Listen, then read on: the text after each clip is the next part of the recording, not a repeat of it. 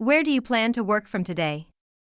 Co-working is a shared workspace where professionals from different areas pay a fee for the hour, day, week, or month of use, and have access to the entire operational structure to work. There is no defined space for each user, that is, when you arrive, you use the available space. There is no longer my desk, my room, there are individual or collective workstations, meeting rooms or events and social spaces. Every working day, we have a new place to sit, a new colleague at our side, and who can even become a partner or even a customer.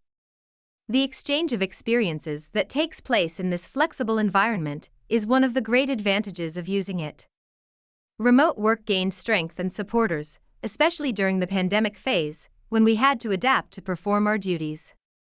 We were forced to face a style of work that was in our imagination, predicting that in the distant future, we would be working from home, or even in a condition so dreamed of by many to see the geographical barriers broken and become digital nomads. It turns out that with the distance phase, with the need to streamline staff and expenses, many companies handed over their commercial points and employees had to adapt to virtual work, making the co-working spaces gain strength. The high costs of rent, service and maintenance fees, property taxes, in other words, all the infrastructure necessary to have an individual workplace, means that we have increased our costs and these are passed on to our customers. Therefore, entrepreneurs in the co-working sector perceive the expansion of their business and the expansion of this type of service.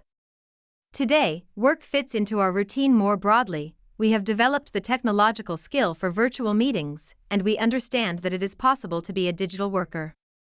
For some employees, this way of working was so successful that, according to Revista Exame, a survey by PricewaterhouseCoopers, almost 30% of the 1,200 U.S. employees prefer never to have an office to call their own again and want to stay at home, at least in the largest part of the week. In 2019, the company Co-working Brazil analyzed the evolution of the offer of this type of space in the country, in a data survey through a census, and found that there was a 25% growth compared to the previous year. The study also showed São Paulo as an isolated leader in offering these spaces, with different co-working profiles.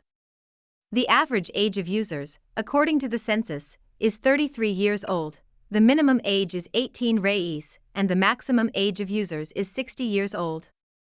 The factor of professional maturity is undeniable, since the trend of the population in general is this. In addition, the São Paulo research website mentions that even retired, 21% work to supplement the family income, and that 43% of them are providers of the house. In other words, entrepreneurs in the co-working sector, who have a close look at this portion of professionals, will come out ahead in the market. It's the kind of business where win-win happens. If there is a concern with intergenerationality in the environment, older people contribute to the workspace with younger people, disseminating knowledge and life experience, removing isolation, living in a highly motivating environment, and younger people, on the other hand, can encourage the most mature in learning new tools and bringing them up to date with market innovations. The fact is that human connection always generates innovation, and both the market and the economy of a country are driven by these innovations. The Global Co-working Organization conducted a survey in the US and found that both younger and more mature users benefited from networking opportunities.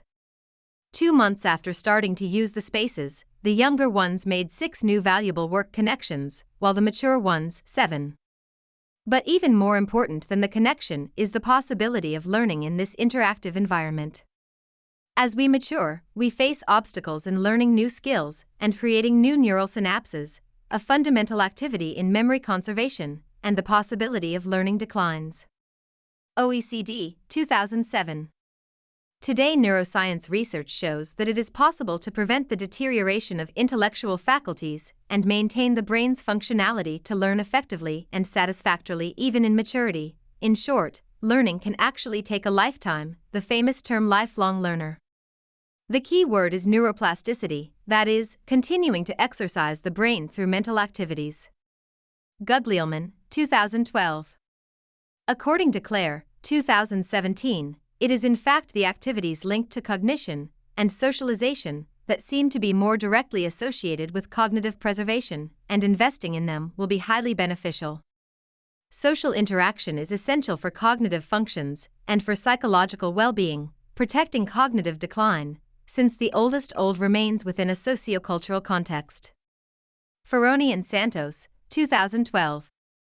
We then perceived a very promising market niche, with a more experienced and more demanding mature population, which will remain in the market for a longer time. Enterprises in the sector that offer better structured spaces, with the concern of accessibility and ergonomics, with a well-designed architectural and lighting project, foreseeing in the layout the possibilities of different characteristics of workers and stipulating different sectors for each one. For example, marketers and salespeople tend to be more talkative, while information technology workers need more silence to focus.